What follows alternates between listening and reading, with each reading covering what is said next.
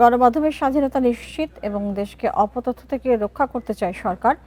এই লক্ষ্য অর্জনে এরই মধ্যে কাজ শুরু হয়েছে বলে জানান তথ্যমন্ত্রী জহিরুদ্দিন স্বপন।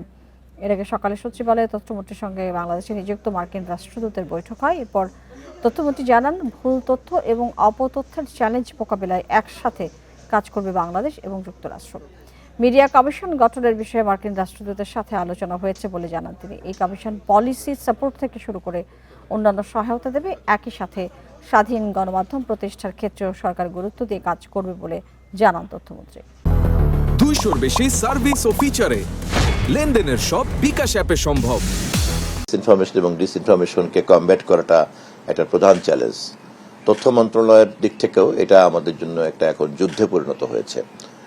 বিশেষ করে ডিজিটাল প্ল্যাটফর্মগুলিতে যেভাবে মানুষের জন্য সুযোগ রয়ে গেছে, সেই সুযোগে অপতথ্য প্রচারকারীরা একটা বড় ধরনের সমস্যা তৈরি করছে সমাজ জীবনে, রাষ্ট্র জীবনে, নাগরিক জীবনে।